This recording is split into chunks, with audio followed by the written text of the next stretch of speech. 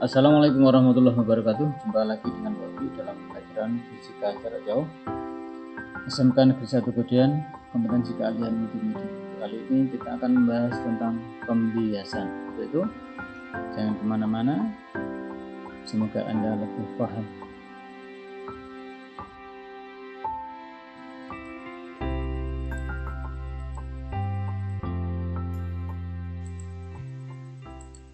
Nah, sekarang kita masuki ke pembiasan cahaya pada lensa. Lensa itu nanti akan dibagi dua, yaitu lensa konveks dan lensa konkav. Lensa konveks itu adalah lensa cembung. Ciri-cirinya apa?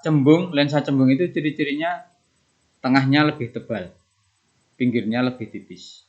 Ada 3 macam, yaitu cembung rangkap, cembung datar, cembung cekung, atau bikonveks, plan konveks, dan konkav konveks. Ini semuanya adalah lensa positif.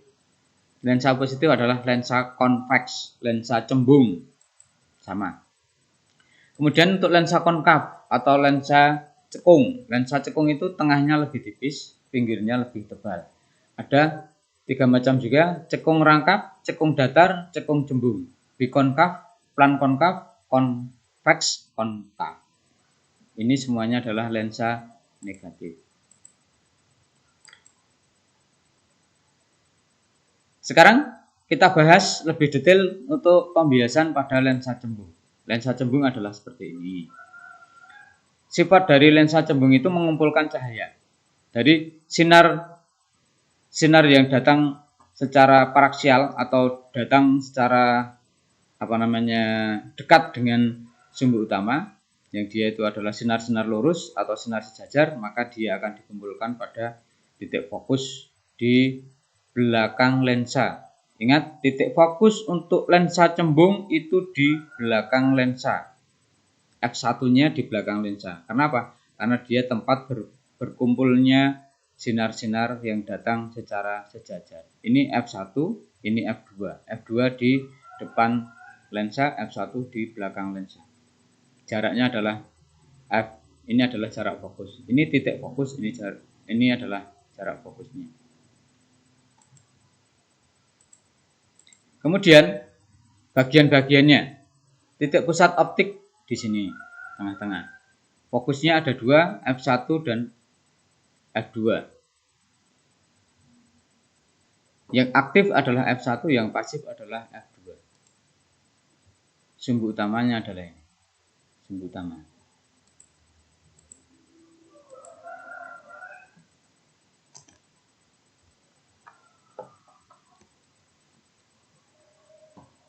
Ini keterangannya seperti tadi. Ini di di handout juga ada. Titik fokus F1 lensa cembung berada di bagian belakang lensa. Ini. Kemudian titik fokus F1 diperoleh dari perpotongan sinar-sinar bias. Ini tadi. Sinar-sinar bias dari sinar-sinar paraksial bersifat mengumpul sehingga lensa cembung disebut sebagai lensa konvergen atau yang mengumpulkan cahaya. Sekarang bagaimana lensa cembung itu menghasilkan bayangan? Ini ada bendanya ada di sini. Ini. Kemudian ada lensa cembung ada di sini. Fokusnya ada fokus F1 ini, F2 ini. Kemudian ada titik satu lagi adalah 2 F2 dan 2 F1 ada di sini. 2 F1 tidak digambarkan. Nah, apabila ada benda yang berada lebih jauh dari 2 F2, maka kira-kira akan ini jaraknya lebih jauh dari 2 F2, maka akan dibiaskan seperti ini. Kita mengenal sinar-sinar istimewa seperti halnya ketika kita membahas tentang pemantulan. Sinar istimewa 1. Sinar datang sejajar sumbu utama. Ini, sinar datang sejajar sumbu utama akan dibiaskan melalui titik fokus. Yang kedua, sinar meninggalkan benda menuju titik F2 akan dibiaskan sejajar sumbu utama. Ini. Kemudian sinar yang meninggalkan benda menuju titik pusat optik akan diteruskan tanpa dibiaskan. Ini sinar ketiga. Nah, ketika kita menggambar pembentukan bayangan, kita sebenarnya cukup menggunakan dua sinar istimewa. Biasanya adalah sinar 1 atau sinar 1, sinar 2 biasanya. Atau sinar 1 dan sinar 3. Kalau sinar 1 selalu dipakai. Nah, ini adalah bendanya, ini adalah bayangannya. Menentukan sifat dengan metode penomoran ruang. Nah, penomoran ruang ini dikemukakan pertama kali oleh Esbagh sehingga dinamakan sebagai dalil Esbagh. Dalil Esbagh untuk lensa agak beda dengan dalil Esbagh untuk cermin ya. Jadi ada dua notasi penomoran, yang satunya menggunakan huruf Arab, satunya lagi dengan huruf Romawi. Ya, untuk yang huruf Romawi itu adalah nomor ruang benda.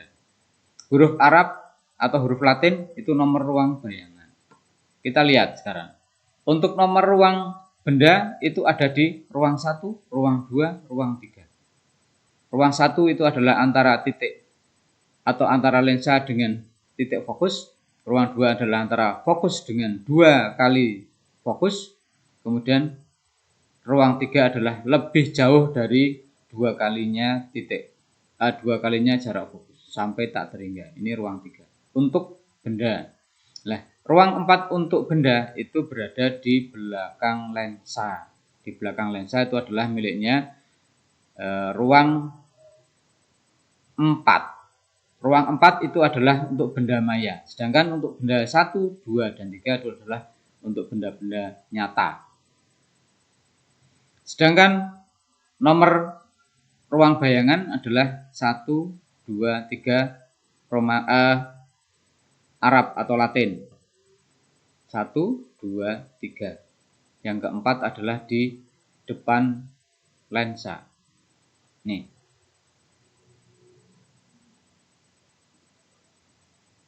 Nah, kemudian apa arti dari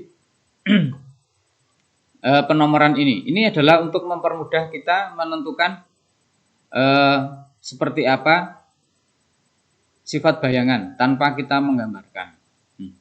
Dalil Esbagh itu bahwa nomor 1, dalil Esbagh pertama adalah bahwa nomor ruang benda ditambah dengan nomor ruang bayangan itu ketemunya harus 5. Nah, sekarang kita coba. Untuk benda di ruang 2, maka bayangan di ruang berapa? Benda di ruang 2, bayangan di ruang berapa? Biar ketemu 5? Ya, betul. Di ruang 3.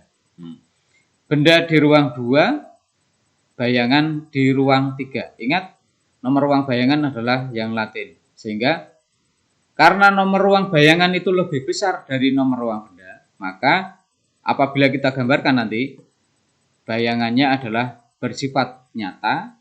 Kenapa? Karena dia berada di belakang lensa positif, dan itu bisa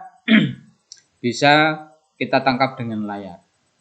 Apabila ini tidak kondisi pandemi, maka ini akan kita praktekkan di sekolah. Tapi karena pandemi, nanti kita lihat animasi saja. Karena benda di ruang 2, bayangan di ruang 3, maka dia akan diperbesar. Kenapa? Karena 2 dan 3 lebih besar dari 2. 3 adalah ruang bayangan lebih besar dari ruang benda. Begitu seterusnya. Ini bisa kita kita gunakan untuk menentukan sifat. Sedangkan nomor misalnya benda di ruang 1, maka bayangan di ruang berapa? Benda di ruang 1, bayangan di ruang 4. Karena 1 tambah 4, 5. Nah, ketika benda di ruang 1, yaitu antara titik O dan titik F2, maka bayangan nanti berada di depan lensa juga. Dia bersifat maya, tegak, dan diperbesar. Karena 1 dan 4 lebih besar dari ruang bayangan lebih besar dari ruang benda. Begitu seterusnya ya. Nah, sekarang untuk pembiasan pada lensa cekung. Berbeda dengan lensa cembung, lensa cekung itu bersifat membiaskan atau menyebarkan. Penyebarannya adalah seperti ini. Sinar-sinar yang datang secara jajar maka akan dibiaskan menjauhi atau menyebar. Penyebarannya dimulai atau bertitik pusat di F1. Berbeda dengan lensa cembung, lensa cekung yang merupakan lensa negatif, titik fokus F1-nya justru di depan lensa. Ini yang titik fokus aktif namanya, sedangkan titik fokus yang keduanya di belakang lensa. Seperti ini, dia bersifat menyebarkan atau divergen. Kemudian untuk pembentukan bayangannya seperti ini. Benda di depan lensa akan menghasilkan bayangan di depan lensa pula, seperti ini. Ada 3 sinar istimewa pula. Sinar 1 sejajar, sinar yang sejajar sumbu utama akan dibiaskan seolah-olah berasal dari titik fokus F1. Sinar sejajar sumbu utama yang meninggalkan benda akan dibiaskan seakan-akan berasal dari titik F1 atau sinar 1. Nih. Sinar 2 ini. Sinar yang menuju F2 maka akan dibiaskan sejajar sumbu utama. Sinar yang menuju titik O dia tidak dibiaskan atau dia akan lurus. Nah, kemudian di manakah terbentuknya bayangan? Bayangannya ada di sini. Dia merupakan perpanjangan dari sinar-sinar bias. Karena sinar biasnya itu menyebar, maka tidak akan mungkin terjadi pembentukan bayangan, maka bayangannya ada di sini. Merupakan perpanjangan dari sinar-sinar bias. Nih. Sehingga sifatnya adalah maya. Mengapa maya? Karena dia tidak bisa ditangkap oleh layar. Kenapa? Karena dia berada di depan lensa. Gitu ya. Nah, untuk penomoran ruang, dalil S-bah untuk lensa cekung sekarang. Dalil S-bah untuk lensa cekung seperti ini. Nomor ruang benda. Nah, nomor ruang benda justru yang di depan lensa itu adalah nomor 4. Ini untuk lensa cekung ya. Hati-hati, lensa cekung itu lensa negatif.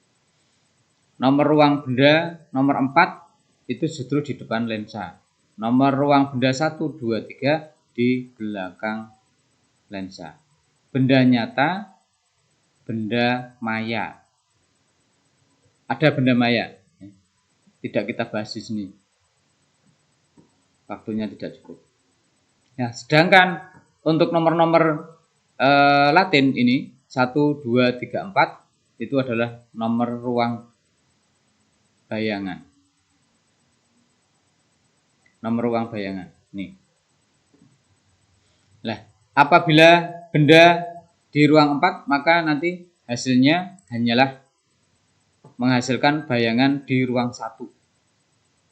Karena benda nyata itu hanya ada di ruang 4, maka hasil bayangannya hanyalah ada di ruang 1. Maka seperti ini lah sifat dari lensa cekung. Dia akan susah untuk menghasilkan bayangan nyata, kecuali bendanya adalah benda maya, justru akan menghasilkan bayangan nyata nanti. Ini seperti ini dalil S-bahnya. Maka benda nyata di depan lensa cekung itu akan selalu menghasilkan bayangan maya diperkecil. Maya diperkecil di ruang 1.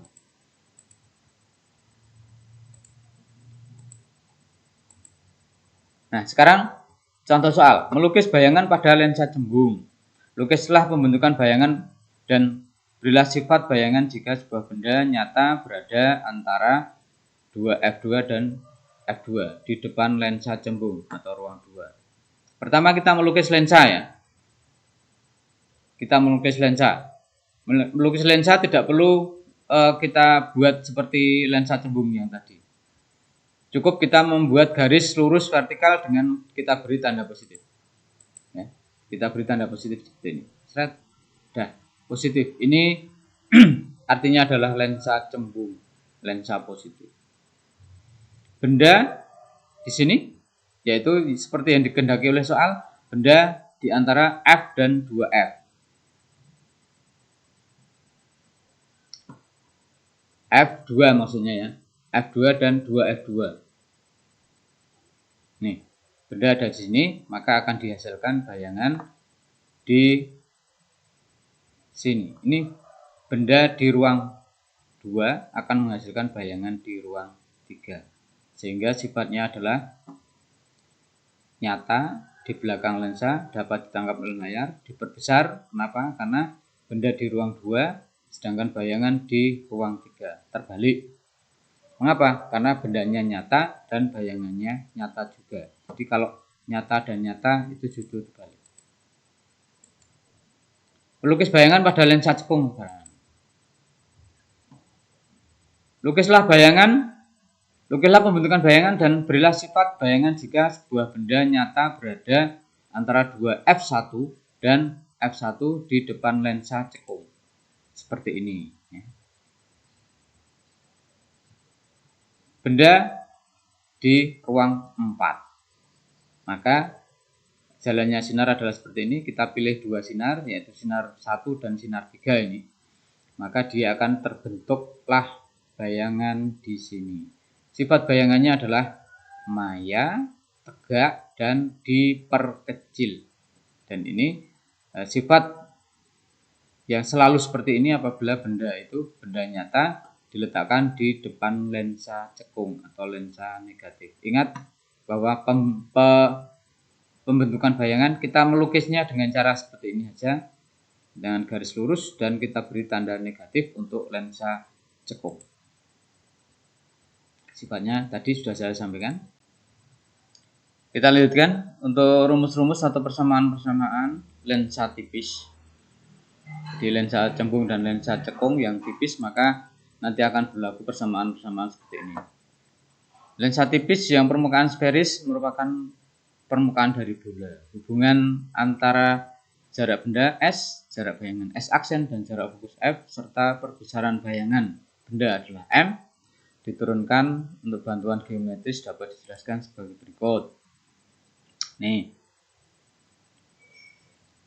bahwa lensa itu dibentuk atau terbentuk dari 2 permukaan bola seperti ini.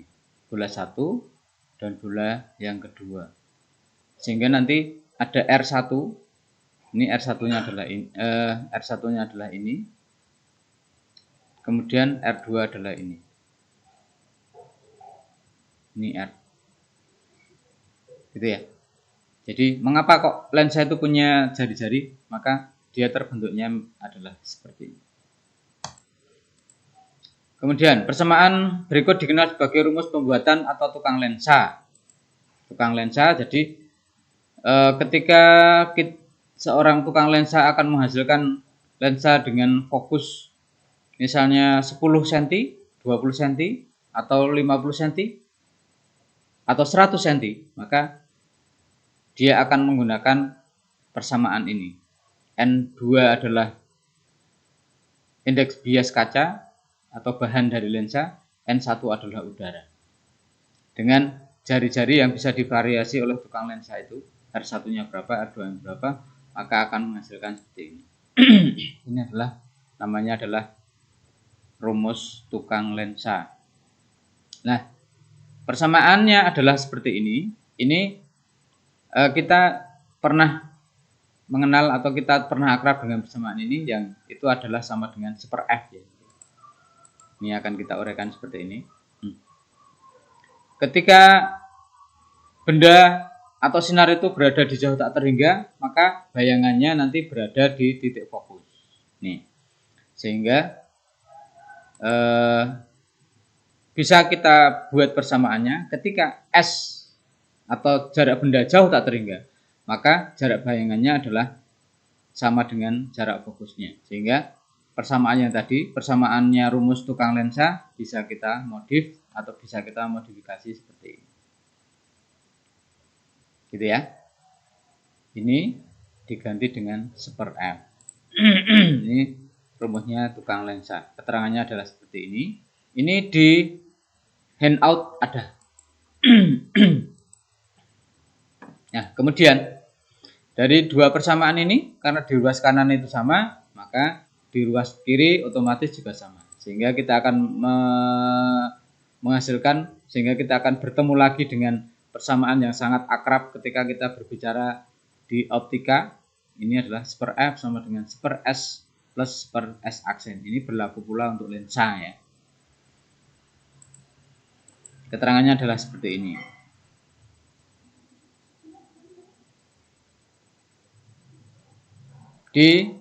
Sekali lagi di handout ada ya. Di handout ada. Nah, kemudian untuk perbesaran bayangan. Perbesaran bayangan itu hampir sama dengan cermin. Ya. Sama dengan bukan hampir sama persis dengan pada cermin, bahwa perbesaran bayangan itu adalah S aksen dibagi S atau sama dengan H aksen dibagi H.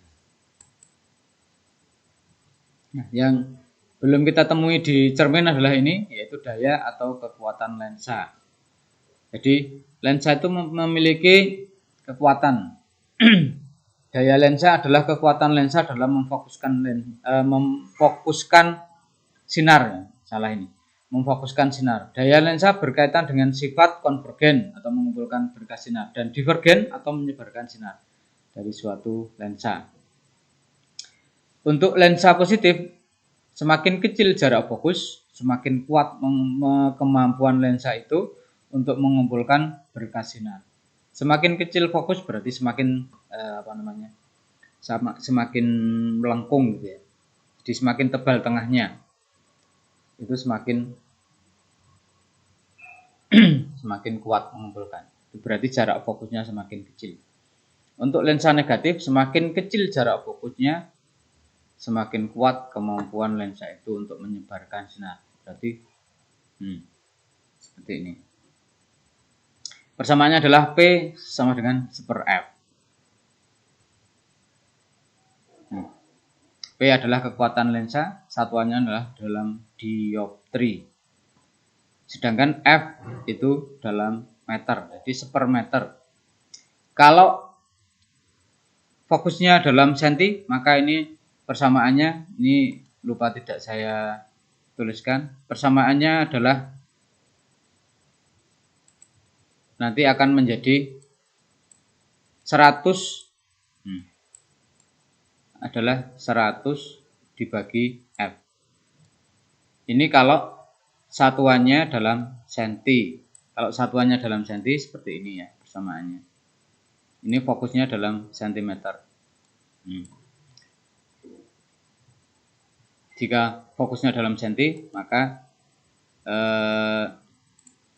persamaannya menjadi seperti ini. Nah, sekarang contoh soal untuk lensa konvergen. Soalnya adalah seperti ini, sebuah benda diletakkan di depan lensa konvergen dengan jarak fokusnya 15 cm. Jika suatu benda nyata diletakkan pada jarak 20 cm dari pusat lensa, tentukanlah A. letak bayangan, B. perbesaran bayangan, C. sifat bayangan. Kita lihat fokusnya berapa. Diketahui fokus 15 cm. Jarak bendanya berapa? Jarak benda 20 cm. Ditanyakan apa? S aksen, M, dan sifat. Ini persis dengan, atau matematisnya persis dengan ketika kita membahas tentang cermin. Jadi kita tidak ada masalah di sini, saya kira. Jadi persamaannya juga ini. Kita masukkan ke persamaan, tinggal kita masukkan apa-apa yang sudah diketahui di sini. Yang dicari adalah S aksen, maka ketemunya adalah 60 cm. Kemudian M-nya sekarang. M adalah S aksen dibagi S. S aksennya 60 cm, S-nya 20 tadi diketahui di sini. Sehingga 60 dibagi 2 adalah 60 dibagi 20 adalah 3 kali. Sehingga sifat bayangannya adalah nyata atau di belakang lensa terbalik. Jadi kalau benda nyata dan bayangan nyata, maka dia akan terbalik sifatnya. Kemudian diperbesar. Kenapa diperbesar? Karena M-nya adalah 3 kali.